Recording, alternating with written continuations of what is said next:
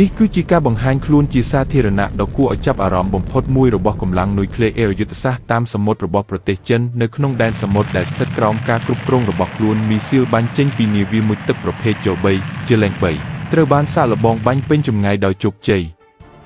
បើជាង10ឆ្នាំមុននេះគឺជារឿងដែលស្ទើរតែមិនអាចស្រមៃបានកាលពីមុនប្រសិនបើចិនចង់ឲ្យមីស៊ីលនុយក្លេអ៊ែររបស់ខ្លួនអាចវាយប្រហារគោលដៅឆ្ងាយបាននាវាមុជទឹកត្រូវតែឆ្លងកាត់ខ្សែការពារកោះទី1និងកោះទី2មុននឹងចូលដល់មហាសមុទ្រប៉ាស៊ីហ្វិកការធ្វើបែបនេះមានហានិភ័យខ្ពស់ព្រោះតំបន់នោះពោពេញដោយយន្តហោះប្រឆាំងនាវាមុជទឹកប្រព័ន្ធស្កេនក្រោមទឹកនិងបណ្ដាញតាមដានជាច្រើនរាល់គីឡូម៉ែត្រដែលធ្វើដំណើរចេញទៅឆ្ងាយគឺមានហានិភ័យកាន់តែខ្ពស់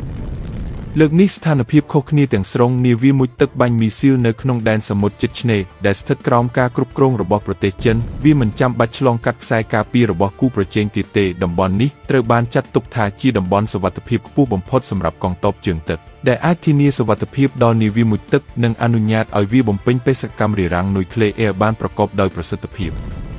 ទោះជាយ៉ាងណាការបាញ់មីស៊ីលពីសមុទ្រជិតឆ្នេរមិនមែនជារឿងងាយនោះទេដែនសមុទ្រនេះមានជម្រៅត្រឹមតែប៉ុន្មានសិបម៉ែត្រប៉ុណ្ណោះមីស៊ីលដែលបាញ់ចេញពីនាវាមុជទឹកត្រូវការចន្លោះគ្រប់គ្រាន់ដើម្បីកែសម្រួលទិសដៅនិងរក្សាលំនឹងមុនពេលហោះចេញពីផ្ទៃទឹកប្រសិនបើទឹករាក់ពេកភាពច្របូកច្របល់នៃជ្រុនទឹកបាតសមុទ្រនិងរលកអាចធ្វើឲ្យមីស៊ីលបាត់បង់លំនឹងបាញ់ខុសគោលដៅឬអាចបង្កគ្រោះថ្នាក់ដល់នាវាមុជទឹកផ្ទាល់ដោយសារតែបញ្ហានេះសហរដ្ឋអាមេរិកនិងរុស្ស៊ីជាទូទៅតែងតែជ្រើសរើសបាញ់មីស៊ីលពីតំបន់ទឹកជ្រៅប្រទេសចិនក៏ធ្លាប់ប្រឈមនឹងបញ្ហាដូចគ្នាដោយសារការអភិវឌ្ឍបច្ចេកវិទ្យាយឺតជាងប្រទេសមហាអំណាចផ្សេងការចេញទៅទឹកជ្រៅមានហានិភ័យខ្ពស់ខណៈការបាញ់ពីទឹករាក់ក៏ពិបាកអនុវត្តលើកនេះចិនអះអាងថាបានដោះស្រាយបញ្ហានេះតាមរយៈប្រព័ន្ធបាញ់ចេញពីនាវាមុជទឹកជំនាន់ថ្មីដែលប្រើបច្ចេកវិទ្យាបាញ់ត្រជាក់ដោយឧស្ម័ននិងចំហាយសម្ពាធខ្ពស់ប្រព័ន្ធនេះបង្កើតស្រទាប់ពុះឧស្ម័នជុំវិញមីស៊ីលខណៈវាកំពុងឡើងពីក្រោមទឹកដើម្បីកាត់បន្ថយផលប៉ះពាល់ពីជ្រុំទឹកនិងធ្វើឲ្យមីស៊ីលរក្សាលំនឹងបានល្អជាងមុនជាលទ្ធផលកំហុសក្នុងការចេញពីផ្ទៃទឹកត្រូវបានកាត់បន្ថយយ៉ាងខ្លាំងមីស៊ីលយ៉3ធ្លាប់ត្រូវបានបង្ហាញក្នុងពិធីព្យុះយាត្រាយោធាហើយនៅពេលនោះមនុស្សមួយចំនួនគិតថាវាគ្រាន់តែជាគំរូសម្រាប់ដាក់តាំងប៉ុណ្ណោះប៉ុន្តែការសាកល្បងលើកនេះបានបង្ហាញថាវាជាប្រព័ន្ធអាវុធដែលអាចប្រើប្រាស់បានពិតប្រាកដ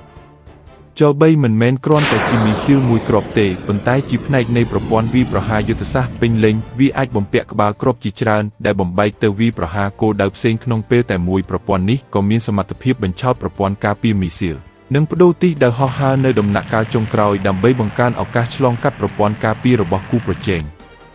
ជាមួយនឹងការប្រើប្រាស់ប្រព័ន្ធណែនាំដោយអ៊ីនីស្យានិងផ្កាយរណបយ៉3ត្រូវបានគេអះអាងថាមានភាពត្រឹមត្រូវខ្ពស់ហើយអាចវាយប្រហារគោលដៅសំខាន់ដូចជាមជ្ឈមណ្ឌលបញ្ជាការមូលដ្ឋានយោធានិងហេដ្ឋារចនាសម្ព័ន្ធយុទ្ធសាស្ត្រផ្សេង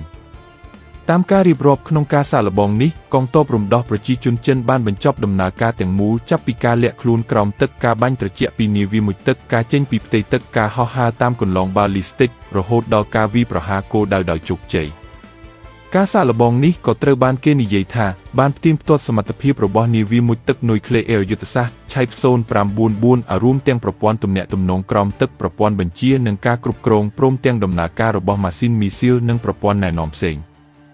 បច្ចុប្បន្នចិនមានប្រព័ន្ធរារាំងនុយក្លេអ៊ែរ3ផ្នែករួមមានមីស៊ីលបាញ់ពីដីតាមសមុទ្រនិងតាមអាកាសដែលជួយបង្កើនសមត្ថភាពឆ្លើយតបនឹងការរារាំងយុទ្ធសាស្ត្ររបស់ខ្លួនតាមទស្សនៈក្នុងវីដេអូនេះប្រទេសណាដែលគិតចង់ធ្វើសកម្មភាពយោធាប្រឆាំងនឹងចិនគួរតែពិចារណាឲ្យបានហ្មត់ចត់អំពីផលវិបាកដែលអាចកើតមាន